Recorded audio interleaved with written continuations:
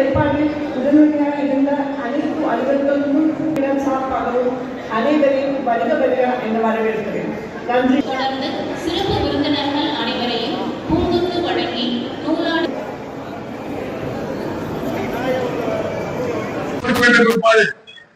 இது 5வது முறையாக இந்த நிகழ்ச்சியை நாங்கள் கலந்து கொண்டிருக்கிறோம்.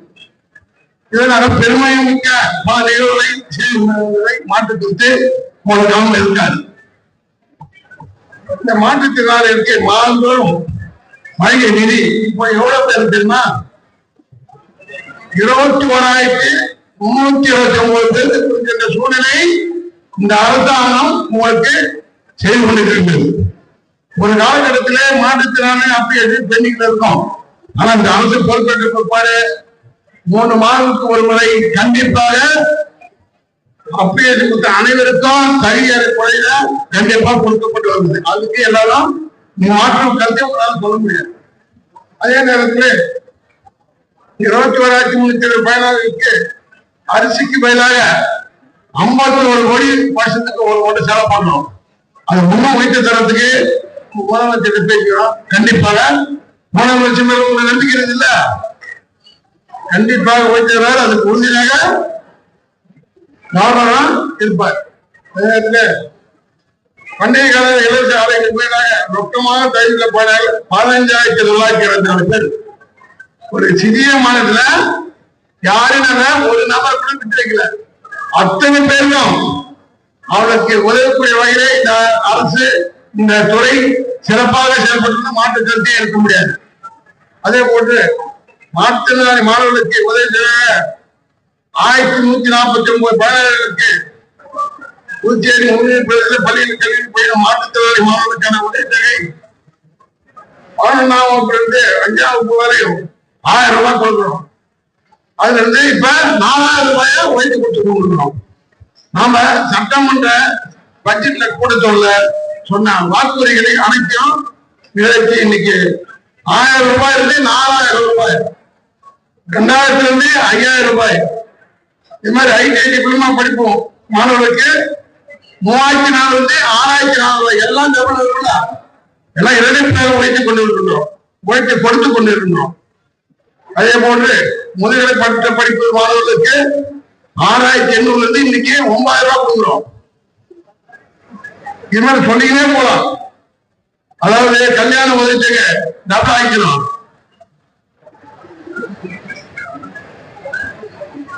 மோட்டார் பொறுத்த முக்கியம் 3 சக்கர வண்டி யாருக்குமே பெண்ணிங் கிடையாது. இந்த வருஷம் கொடுத்துட்டோம்னாக்க அனைத்து விண்ணப்பதாரம் அனைத்து செயல்படுவதற்கு தான் 3 சக்கர மோட்டார் சைக்கிள் முன்னும் மாதத்துல இந்த பட்ஜெட்டு கொண்டே கொடுத்து முடிக்கப்படும்.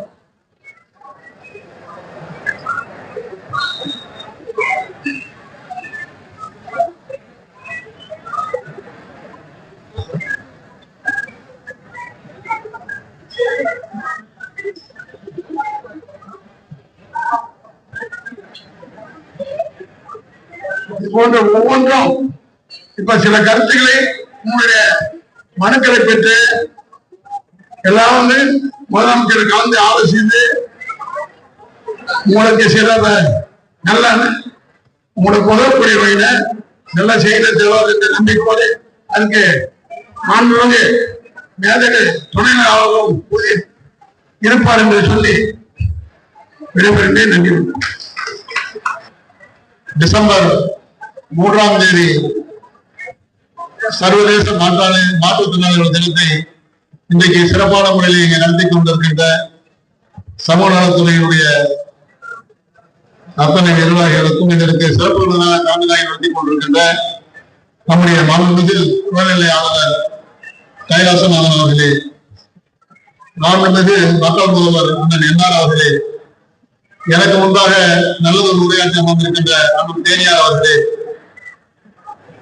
அரசு செயலர் சுமிதா அவர்களே, நன்றி உரையாற்ற இருக்கின்ற இயக்குனர் ராகினி அவர்களே, இந்த நிகழ்வில் பங்கேற்கின்ற புதுச்சேரியில் இருக்கின்ற மாற்றுத்திறனாளிகளே, பத்திரிகை செல்வர்கள், தொலைக்காட்சி நண்பர்கள், உங்கள் அத்தனை பேருக்கும் நன்றி கலந்த காலை வணக்கத்தை கூறி, ஒவ்வொரு ஆண்டும் நடைபெறுகின்ற பொழுது இங்கே அத்தனை மாற்றுத்திறனாளிக்கான வாய்ப்பு நம்முடைய முதலமைச்சராக இருந்தாலும் நம்முடைய அமைச்சராக இருந்தாலும் உங்களுக்கு அந்த வாய்ப்பை வழங்கிக் கொண்டிருக்கிறார்கள். உங்களுக்கு தேவைகளை உடனுக்குடன் பூர்த்தி செய்கின்ற அரசாக நம்முடைய தேசிய ஜனநாயக கூட்டணி அரசானது. உங்கள் கோரிக்கைகளை அத்தனையும் ஏற்று இன்றைக்கு நீங்கள் விடுத்த அத்தனை கோரிக்கைகள் பெரும்பாலான கோரிக்கைகளை நிறைவேற்றி இன்றைக்கு உங்களுக்கான அரசாக இது தெரிந்து கொண்டிருக்கு. அதற்கு உறுதுணையாக நம்முடைய துணைநிலை ஆளுநர் அவர்களும் உங்களுக்கு உறுதுணையாக இருந்து கொண்டிருக்கின்றார். இங்கே ஒரு சகோதரர் பேசிட்டு சென்று விட்டார். உங்களுக்கு தெரியும், ஒவ்வொரு ஆண்டும் அவர் என்ன பண்றாரு, நீங்க அதை பற்றி கவலைப்படுறாரு. அவர் பேசுகின்ற போது நீங்க அதை பேச வேண்டிய ஏதாவது தேவையில்லை. அவர் அதை பெரும்பாலும் நினைச்சு வந்தாலும் வந்து போயிட்டாரு. காலப்படி பற்றி இந்த அரசு செய்கின்ற அத்தனை சேவைகளும் உங்களுக்கு தெரியும். 1000 ரூபாய் கல்வி உதவித்தொகை வாங்கியிருந்தோம், இன்னைக்கு 4000 ரூபாய் கொடுக்குறோம். 2000 ரூபாய் கொடுத்துருக்காங்க, இன்னைக்கு 5000 ரூபாய் கொடுக்குறோம். உயர்கல்விக்கு 4000 ரூபாய் வாங்கியிருந்தோம், இன்னைக்கு 6000 9000 ரூபாய் கொடுக்குறோம். திருமணம் உதவித்தொகை உங்களுக்கு தெரியும், 1 லட்சத்துல இருந்து 1.5 லட்சம் ரூபாய் வாங்கிக்கிறாங்க. அது மாற்றுத்திறனாளி 2 பேர் இந்த திருமணம் செய்தால் 2 லட்சத்துல இருந்து 2 லட்சம் ஆகிக்கணும். ஈமச்சடங்குக்கு 15,000 இருந்து 25,000 ஆகிக்கிறாங்க. இப்படி உங்களுக்கான தேவைகளை இந்த அரசு பாரத பிரதமர் நரேந்திர மோடி அவர்கள் தலைமையிலான இந்த அரசு ஏற்படுத்திய பிறகு உங்களுக்கான அத்தனை திட்டங்களும் முழுமையாக நிறைவேற்றப்பட்டுக் கொண்டு வருகிறது. நீங்க என்னென்ன கோரிக்கை வச்சது எல்லா கோரிக்கையும் நம்முடைய முதல்வர் அவர்கள் கனிவோடு கொடுத்திருப்பார். அவர்கள் யாராவது முதலமைச்சரையோ அமைச்சரையோ அல்லது கவர்னரையோ பார்க்காத வந்திருக்கிறோம் அப்படின்னு ஒருத்தவங்களா கைது பார்ப்போம். உங்களை எவ்வளவு நேரமாக இருந்தால் உங்களை பார்த்து உங்களுக்கான குறைகளை தெரிகின்ற ஒரு அரசு இந்த அரசு. இன்னைக்கு உங்களுக்கான பெட்ரோல் 25 லிட்டர் வழங்கப்படுகிறது. இந்த காலகட்டத்தில் சொல்லி உங்களுக்கான இடஒதுக்கீடுகளை அதை முழுமையாக நிறைவேற்றுக்கான ஆணை நம்முடைய முதல்வர் அவர்களுக்கு நிறைவேற்ற முடிவெடுத்து அதை நம்முடைய துணை அனுமதியோடு உங்களுக்கு செய்வதற்காக அத்தனை நோக்குகளும் தயாராகி கொண்டிருக்கிறது. ஆக உங்களுக்கான அரசு இது, உங்களுக்கான அரசு, உங்களுக்கு சேவை செய்கின்ற அரசு. இங்க அத்தனை இவ்வளவு பேருக்கு ஒரு 1000 பேருக்கு மேற்பட்ட மாற்றுத்திறனாளி இருக்கீங்க. எந்த ஆட்சியும் இது கொண்டு நடந்து விட்டார். 2014 இருந்து 20 வரைக்கும் நீங்க என்ன கஷ்டப்படுறீங்க எல்லாருமே தெரியும். ஒரு வண்டி கூட பெட்ரோல் போட முடியல. இன்னைக்கு அத்தனை வண்டிகளுக்கு 25 லிட்டர் பெட்ரோல் கொடுக்குறாங்க. உங்களுக்கான கல்வி உயர்த்தி வழங்கப்பட்டிருக்கிறது, திருமண உதவித்தொகை வழங்கப்பட்டிருக்கிறது, ஈமச்சடங்கு தொகை வழங்கப்பட்டிருக்கிறது. என்னென்ன கோரிக்கையை வைக்கிறோ அத்தனை முழுமையாக இந்த அரசு நிறைவேற்றார். நம்முடைய மாணவர்கள் நரேந்திர மோடி அவர்கள் மத்திய அரசு நிதி உதவியோடு 70 to 80 மாணவர்களுக்கு அந்த கல்வி உதவித்தொகையை வழங்கிட்டு இருக்காங்க. அது அத்தனை உங்களுக்கான கோரிக்கைகளை ஏறத்தாழ முழுவதுமாக நிறைவேற்றுகிற ஒரு அரசு இதற்கு உறுதுணையாக இருக்க வேண்டும் என்று கோரி இந்த மாற்றுத்திறனாளிகளுடைய உங்களை எல்லாம் சந்திப்பு வாய்ப்பு வழங்கிய சமூக நலத்திற்கு மீண்டும் ஒருவனை நன்றி கூறுகிறேன். நன்றி, வணக்கம். மிகச் சிறப்பானது உரை வழங்கி மாற்றுத்திறனாளிகள் இந்த விழாவில் கலந்து கொண்டு சிறப்பித்துக் கொண்டிருக்கின்ற நமது அன்பிற்கும் மரியாதைக்குரிய மேலது துணைநிலை ஆளுநர் அவர்களே, அன்புக்குரிய சட்டப்பேரவைத் தலைவர்களே, வாழ்த்துறை வழங்கிய அன்புக்குரிய நமது துறையின் மாண்புமிகு அமைச்சர் அவர்களே, துறையின் மரியாதைக்குரிய செயலர்கள் மற்றும் துறையின் இயக்குநர்களே, துறையை சார்ந்த அதிகாரிகளே, இந்த விழாவுக்கு வருகின்ற கலந்து சிறப்பித்துக் கொண்டிருக்கின்ற எனது அன்பிற்கும் பாசத்துக்குரிய பெரியவர்களே, சகோதர சகோதரர்களே, எனது இணைய நண்பர்களே, உங்கள் அனைவருக்கும் உங்களுடைய நன்றி கலந்த வணக்கத்தை தெரிவித்துக் கொள்கிறேன்.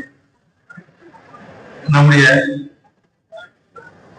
அரசானது உங்களுடைய அரசு மக்கள் நலனில் அக்கறை கொண்ட அரசு. குறிப்பாக ஏழை எளிய மக்களுடைய நலனில் அக்கறை கொண்ட அரசு. தாழ்த்தப்பட்ட மக்களுடைய நலனில் அக்கறை கொண்ட அரசு. மாற்று திறனாளிகளுடைய கோரிக்கையை எல்லாம் கவனித்துக் கொண்டு ஆண்டுதோறும் கேட்கின்ற கோரிக்கைகளை கவனித்துக் கொண்டு அதை நிறைவேற்றி கொடுத்துக் கொண்டிருக்கின்ற அரசு நம்முடைய அரசு. உங்கள் அனைவரும் தெரியும். இந்த சர்வதேச மாற்றுத்திறனாளிகள் விழா ஒரு முக்கியமான விழா, ஒரு மனித நேயத்தை உணர்த்துகின்ற ஒரு விழா. மனித நேயம் மற்றும் பரிவு காட்டுகின்ற நிலையில் அமைந்திருக்கின்ற ஒரு விழா. பாசமயம், மனித நேயம் வேணும். நம்மளே ஒரு சமத்துவத்தை உருவாக்குகின்ற ஒரு விழா. எல்லோரும் சமம், எல்லோரும் சமம் என்ற ஒரு சமத்துவத்தை உருவாக்குகின்ற ஒரு விழா. மற்றும் நம்மிடையே ஒரு மரியாதையை கொடுக்கின்ற விழா, மரியாதையை கொடுக்கின்ற ஒரு விழா. இந்த விழா அனைவரும் சமம், அனைவருக்கும் ஒரு மரியாதை உண்டு, அனைவருக்கும் சமத்துவம் நம்மிடையே இருக்கின்றது. இது அனைத்தையும் உணர்த்துகிற ஒரு விழாவாக தான் இந்த சர்வதேச மாற்றுத்திறனாளி விழா கொண்டாடப்பட்டு வருகின்றது. ஆண்டு நம்முடைய புதுச்சேரி அரசானது சமூக நலத்துறையின் மூலமாக மாற்றுத்திறனாளிகளுக்கான அவருடைய திறனை வலுப்படுத்துவதற்கும் அவருடைய தேவையை பூர்த்தி செய்வதற்கும் நிதியை ஒதுக்கி செலவிட்டு வருகிறது. உங்களுடைய கோரிக்கையை எல்லாம் நிறைவேற்றி கொடுத்துக் கொண்டிருக்கின்றது.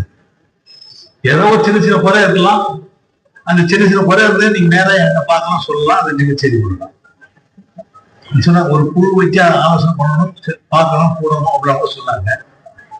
அது உண்டு, உண்மை, தேவை, கோரிக்கைகளை வலியுறுத்தி பெற வேண்டியது உங்களுடைய கடமை என்று கூட சொல்லலாம். அந்த தேவையை பூர்த்தி செய்வதற்கு குழு மூலமாக ஆலோசனை பெறுவது என்பது அவசியம் என்பதை நாங்கள் அதை உணர்ந்திருக்கிறோம். இருந்தாலும் நான் எப்பொழுதும் உங்களை சந்தித்துக் கொண்டிருக்கின்றேன். நம்முடைய மாநில அமைச்சர் அவர்கள் எப்பொழுதும் உங்களை பார்த்துக் கொண்டிருக்கிறார், சந்தித்துக் கொண்டிருக்கிறார், பேசிக் கொண்டிருக்கின்றார்.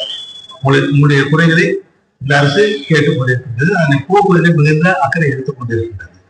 இதை யாரும் மாறுபட்ட கருத்து இருக்க முடியாது என்பது என்னுடைய எண்ணம். நீங்க பொதுவாக பார்க்கலாம், நம்முடைய அரசானது சட்டமன்றத்தில் கேட்கிற கேள்விகளுக்கு பதில் சொல்லும் பொழுது, குறிப்பாக உங்களுடைய கேள்விகளுக்கு பதில் சொல்லும் பொழுது தாராளமாக அதை ஏற்றுக்கொண்டு செய்து கொண்டு வருவதை நீங்கள் நன்றாக அறிவீர்கள். எந்த குறையாக நீங்க பார்க்கலாம், ஊனமுற்றோர் அப்படி மாற்றுத்திறனாளிகள் அப்படின்னு சொல்லும் பொழுது எத்தனை சதவீதம் இருந்தால் அவர்கள் உதவிகள் கிடைக்கும், உதவி வழங்கப்படும் என்று இருக்கும் பொழுது அது மிக மிக, அதாவது ஒரு 40% அப்படி இருந்தாலே அந்த உதவி கிடைக்கும், அவங்க செய்ய வேண்டும் என்று அதை உறுதி செய்து கொடுத்து நம்முடைய அரசு மட்டும்தான். 21,539 பேர் அப்படின்னு சொல்ல கணக்கு சொன்னாங்க. இப்போ கொஞ்சம் கூட முடியாது அப்படி நிலை வரும்போது அவங்க உதவி செய்ய வேண்டும் என்பது அரசுடைய ஒரு எண்ணம். அவளுக்கு உதவ வேண்டும் என்று அரசுடைய எண்ணம், அவருடைய வாழ்க்கைக்கு உதவ வேண்டும் என்று அரசு. ஒரு பெரிய கோரிக்கை சொல்றது என்னன்னு சொன்னா, வேலை வாய்ப்பில் இடம் ஒதுக்கி கொடுக்க வேண்டும். இந்த அரசு வந்த பிறகு நிறைய பணியிடங்கள் நிரப்பி கொண்டு வருகிறது. அது உங்களுக்கான இட ஒதுக்கீடு கொடுக்கப்பட்டு வேண்டும். சங்கத்துக்கு என்ன கொடுக்க வேண்டுமோ அந்த அரசு கொடுத்து கொண்டிருக்கிறது. அதே போன்று வீடுகள் மனைப்பட்ட வழங்கும் போது வேண்டும், எங்களுக்கு அந்த இட ஒதுக்கீடு கொடுக்க வேண்டும் என்ற கோரிக்கை வைத்திருக்கின்றனர். நானும் துறையிடம் சொல்லியிருக்கிறேன். இப்போது பல வீடுலாம் கட்டி கொண்டு வீடு கட்டுறோம், நிறைய லாம்பேஸ்வரம்னா வீடு கட்டுறோம், இங்க சின்னாப்பள்ளம் கட்டியிருக்கோம், சுப்ராபேட்டை கட்டியிருக்கோம். இது மாதிரி கட்டப்பட்டுள்ள கட்டி முடிக்கப்பட்டுள்ள வீடுகளில் உங்களுக்கு போய் அந்த வீடு அந்த இடம் ஒதுக்கீடு அந்த எத்தனை வீடுகள் கிடைக்க வேண்டுமோ அதை இந்த அரசு உறுதி செய்து கொடுக்கும் என்பதை நேரத்தில் உங்களுக்கு தெரிவித்துக் கொள்கிறேன். நீ என்ன சொல்லியிருக்கீங்க, அவங்க வீடுல உங்களுக்கு கொடுக்கணும், அவங்க கொடுக்கணும், அந்த கீழே நிறைய கொடுக்கணும், கீழே மாதிரி கொடுக்கணும் அப்படின்னு சொல்லி வலியுறுத்தினார். அதே மாதிரி இலவச மனைப்பட்டா வழங்கும் போதும் இலவச பட்டா மனையும் அவ்வாறு வழங்கப்படும் என்பதை நேரங்களுக்கு நான் தெரிவித்துக் கொள்கிறேன். இன்னொரு கோரிக்கை உண்டு. விளையாட்டில் ஈடுபட்டிருக்கின்ற நம்முடைய மாற்றுத்திறனாளிகளுடைய நண்பர்களுக்கு அரசு உதவி செய்ய வேண்டும். இப்ப நான் பாக்குறேன், நிறைய பேர் போட்டி பழகு பண்றாங்க, நிறைய பேர் போறாங்க, நிறைய மாநிலத்துக்கு போறாங்க. அப்ப என்ன அடிக்கடி சந்திப்பாங்க, கேட்பாங்க. நான் தாராளமா நிதி உதவி அடிச்சுடுவோம், போயிட்டு வரணும் அப்படின்னு சொல்லி அதை வரைமுறைப்படுத்தி சமூக நலத்துறை மூலமாக அந்த நிதியை வழங்குவதற்கு, குறிப்பாக விளையாட்டு வீரர்களுக்கு கொடுப்பதற்கு சென்று கொடுப்பது 25 லட்சம் ரூபாய் குறிப்பாக ஒதுக்கி வைக்க வேண்டும் என்று துறையில வலியுறுத்தி இருக்கிறது. அந்த 20 அதன் மூலமாக அந்த விளையாட்டுக்கு செல்லுகின்ற நண்பர்கள் துறையில பெற்று செல்லலாம். அதுக்கு வாய்ப்பை இந்த அரசு உருவாக்கி கொடுக்கும். அதே போன்று பயிற்சி எடுப்பதற்குரிய கூடங்கள் வேண்டும் அவர் சொல்லியிருக்கணும். நம்முடைய மத்திய அமைச்சர் மத்திய அமைச்சருக்கு வந்திருக்கும் பொழுது விளையாட்டு வீரர்களை ஊக்குவித்த அளவிற்கு திறன்களை மேம்பதற்கு நிதியை ஒதுக்கி கொடுப்பதாக சொல்லியிருக்கிறார், கூறியிருக்கிறார்கள். அந்த நிதியின் மூலமாக உங்களுக்குரிய விளையாட்டு திறன் அமைத்து கொடுக்கப்படும் என்பதை இந்த நேரத்தில் அவங்களுக்கு ஒரு பெரிய போனார். ஏன்னா ஒவ்வொருவரும் நிறைய போட்டுறாங்க, நிறைய பரிசு வாங்கிக்கிறாங்க, பதக்கம் வாங்கிக்கிறாங்க. எனக்கு ஆச்சரியமா இருக்கும், நிறைய பேர் போட்டுறாங்க. அப்போ அவங்களுக்கு செல்வதற்குரிய வசதி வாய்ப்பு உருவாக்கி கொடுக்க வேண்டும். அதே மாதிரி திறன் பயிற்சி பெறுவதற்கான திறன்களையும் நாம் உருவாக்கி கொடுக்க வேண்டும். அதை இந்த அரசு மிகுந்த கவனம் செலுத்துவதை நான் கூறிக்கொண்டேன். இப்ப நிறைய சொல்லியிருக்காங்க, கல்வி உதவி கல்வி உதவி வழங்கிட்டு இருக்காங்க. நம்ம மாற்றுத்திறனாளி பிள்ளைகளுக்கு கல்வி உதவி தான் வழங்கிட்டு இருக்காங்க. உங்களுடைய நம்ம கேட்ட போது எப்போது என்னென்ன கேட்டீங்களோ அதையெல்லாம் இந்த அரசு நிறைவேற்றி வருகிறது. திருமண நிதி உயர்த்தி கொடுக்கப்பட்டிருக்கின்றது. இது மாதிரி நிறைய திட்டங்கள் 20 திட்டங்கள் ஏற்ப நம்ம ஏற்படுத்தியிருந்த உங்களுக்காக மாற்றுத்திறனாளிகளுடைய நண்பர்களுக்காக செயல்படுத்தி வருகின்றது இந்த அரசு. நேர்ந்தது கூட இருக்க முடியாது. இருந்தாலும் இன்னும் கூட சொன்னாங்க, பெட்ரோல் 25 லிட்டர் கொடுத்தாங்க போடல, 30 லிட்டர் வண்டிக்கு போடுறது வண்டிக்கு சொன்னாங்க. அவரும் இன்னும் ஒரு 5 லிட்டர் வேணும் கூட வேணும்னு கேட்டுருந்தாங்க. ஒரு நண்பர் கேட்டுருந்தாரு, அவருக்கு அந்த 5 லிட்டர் 25 லிட்டர் அந்த 5 லிட்டர் கூட வழங்கப்படும், வழங்கி கொடுக்கப்படும். அது பெரிய இந்த அரசு வழங்கி கொடுக்கும்.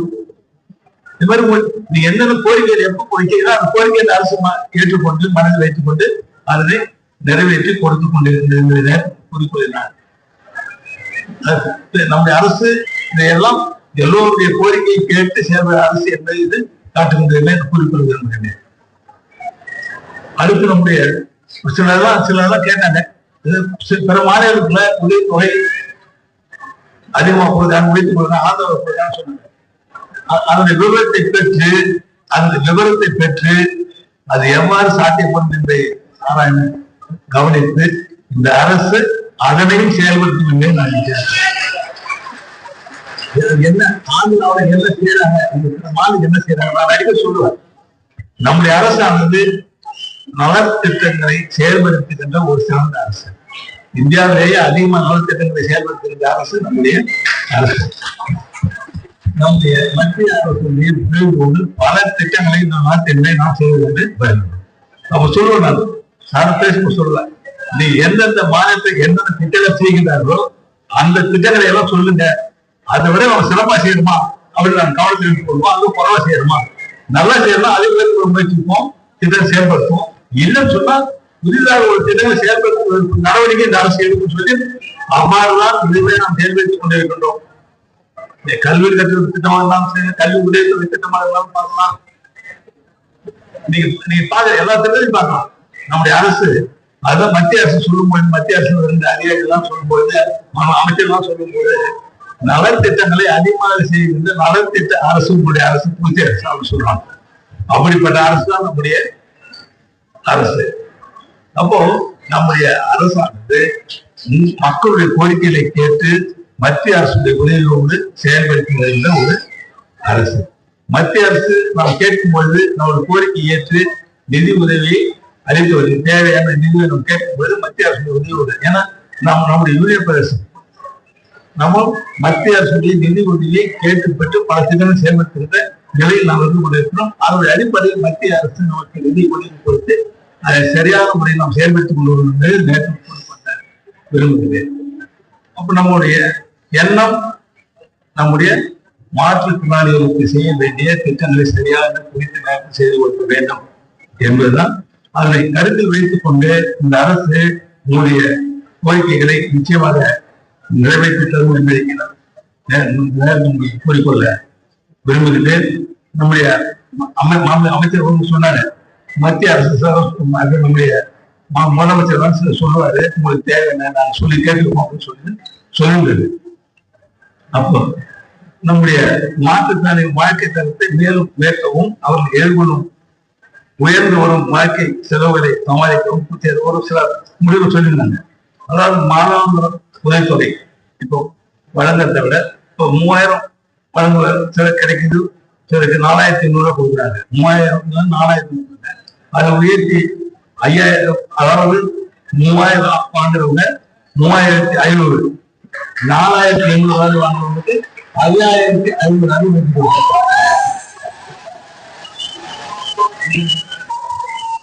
உயர்த்தி கொடுத்தாங்க. அவருக்கு அடுத்து ஒரு 5 கிலோ அரிசி கொடுக்குறாங்க. அந்த அதுக்கான பணம் கொடுக்கப்படுது, நேரடியாக பணம் செலுத்தப்படுகிறது, வங்கியில் செலுத்துறாங்க. அது இப்ப நம்ம எல்லாத்தையும் 20 கிலோ அரிசி பஞ்சாயத்து செய்யறோம். அதனால 20 கிலோ அரிசியாக உயர்த்தி 5 கிலோ அரிசி 20 கிலோ அரிசி. அந்த மருந்து நிதி 30 ரூபா கொடுக்குறாங்க. இப்போ அதுல 40 ரூபாய் வந்து 800 ரூபாய் வரும். 30 ரூபாய் வந்து 10 ரூபாய் 40 ரூபாய் வச்சு நிதி வழங்கப்படும் என்பதை குறிப்பிடுகிறது.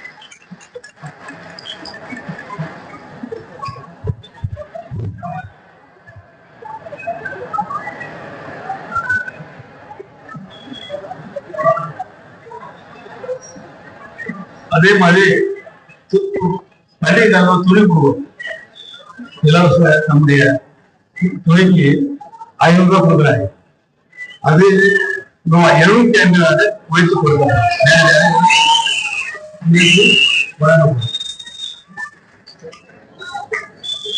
அப்ப இந்த அரசு உங்களுடைய மீது அக்கறை உள்ள அரசா இல்லையா?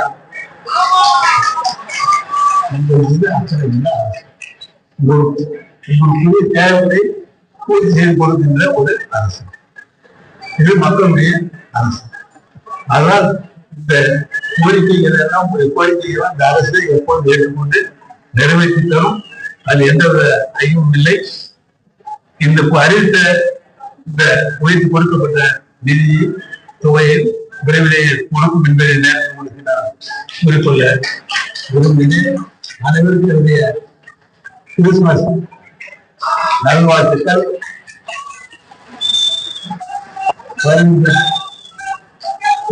பொங்கலுக்கான பொங்கல் திருநாள் நல்வாழ்த்துக்கள்.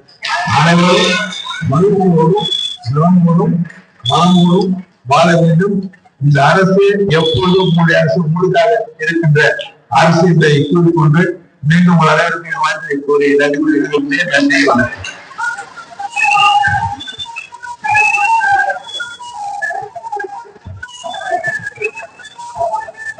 சட்டப்பேரவை தலைவர், சமூக நலத்துறை அமைச்சர், சட்டப்பேரவை உறுப்பினர், அதிகாரிகள் மற்றும் சவால்களை சாதனைகளாக மாற்றும் திறன் கொண்ட சகோதர சகோதரிகள் அனைவருக்கும் என்னுடைய அன்பான வணக்கத்தை முதலில் தெரிவித்துக் கொள்கிறேன்.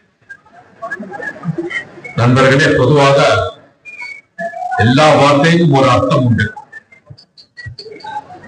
அப்படி தென்னம்பிக்கை தன்னம்பிக்கை என்ற வார்த்தைக்கு அர்த்தம் சொன்னால் அது மாற்றுத்திறனாள் என்று இருக்கிறேன்.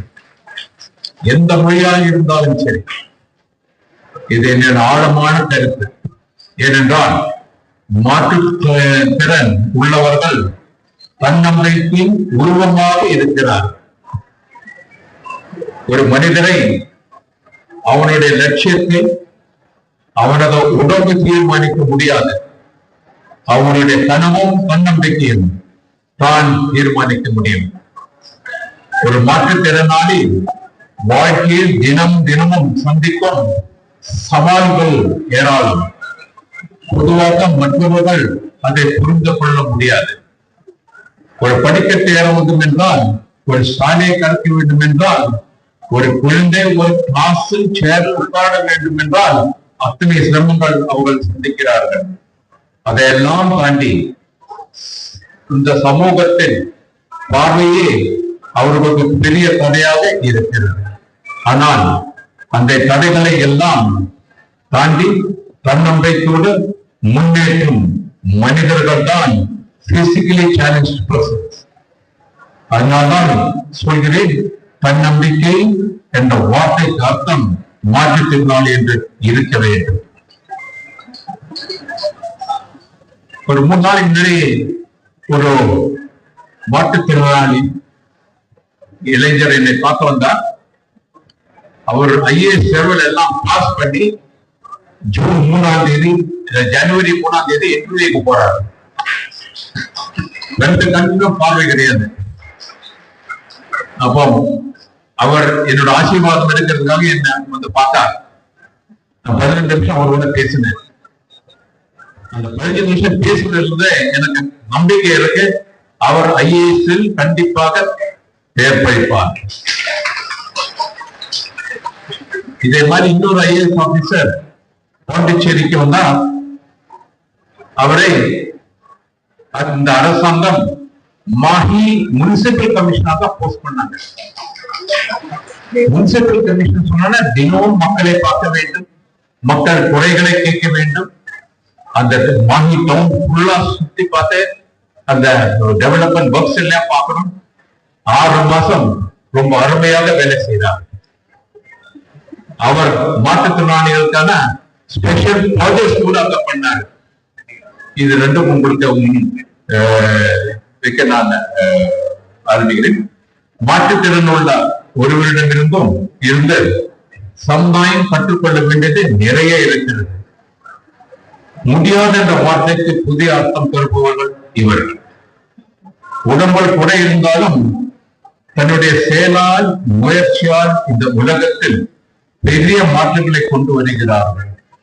இவர்கள் எல்லோரும் மனதின் எல்லை அற்ற சக்தியை எடுத்து காட்டுகிறார்கள். அதற்கு எடுத்துக்காட்டாக வாழ்கிறார்கள்.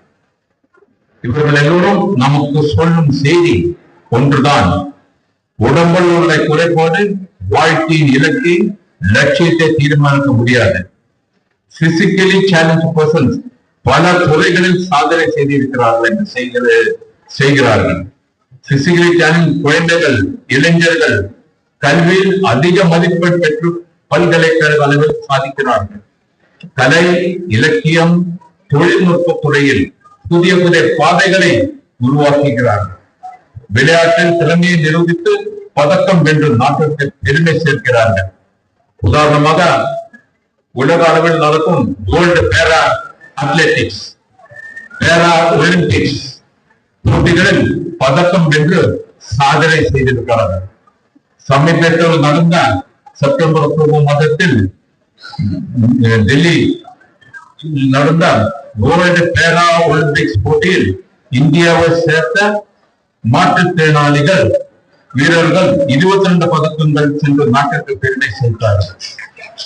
இதற்கு முன் துபாயில் நடந்த போட்டியில் 110 பதக்கங்களை பெற்றார்கள். பதக்கங்கள் வென்றது மட்டுமல்ல, உலக சாதனை படைத்தார்கள். சாதனை படைப்பதற்கு தன்னம்பிக்கையும் மன வலிமையும் மட்டும் இருந்தால் போதும் என்பதை தான் இவர்கள் சொல்கிறார்கள்.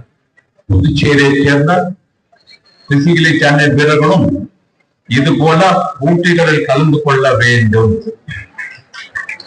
அன்பான சகோதரி சகோதரிகளே, நான் உங்களுக்கு சொல்வது இதுதான்.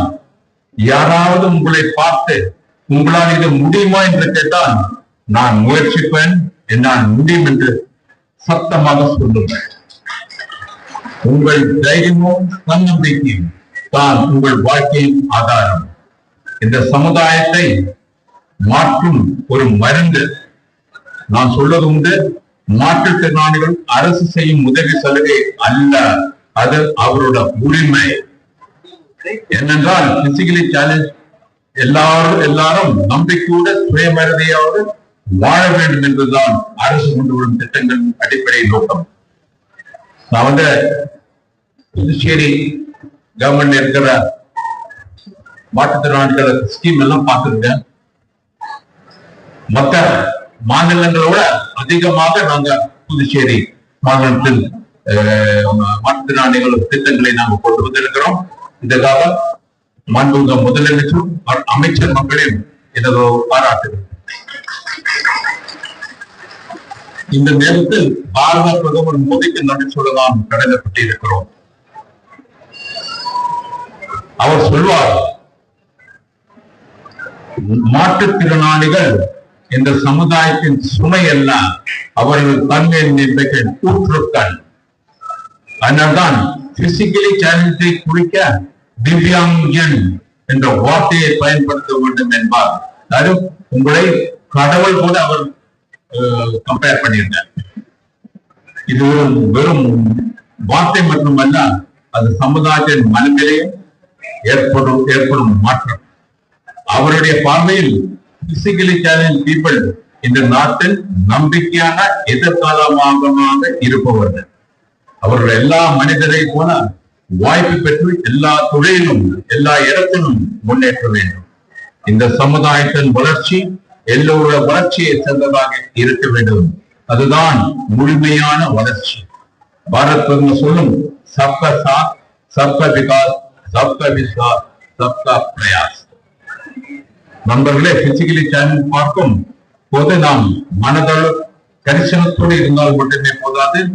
இந்த இன்டர்நேஷனல் டிசேபிள் டே ஒட்டி ஒரு உறுதியை நாம் எடுக்க வேண்டும். சமுதாயத்தில் வேறுபாடுகள் இல்லாமல் எல்லோரும் சம வாய்ப்பு பெற வேண்டும். மனித நேயத்தோடு வாழும் சமுதாயத்தை உருவாக்க வேண்டும் என்று கேட்டுக்கொண்டு, இங்கே நலத்திட்ட உதவிகள் பெறுவதற்கு போட்டிகளில் வெற்றி பெற்ற பரிசு பெறுபவர்கள் அனைவருக்கும் என்னுடைய வாழ்த்துக்களை சொல்லி உரையை முடிக்கிறேன். நன்றி, வணக்கம்.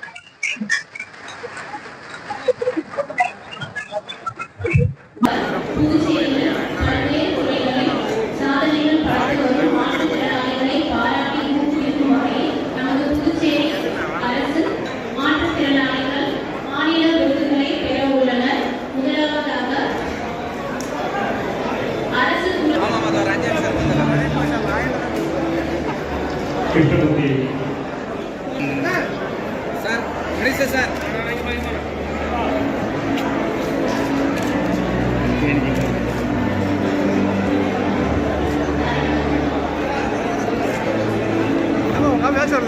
ஆமா ஆமா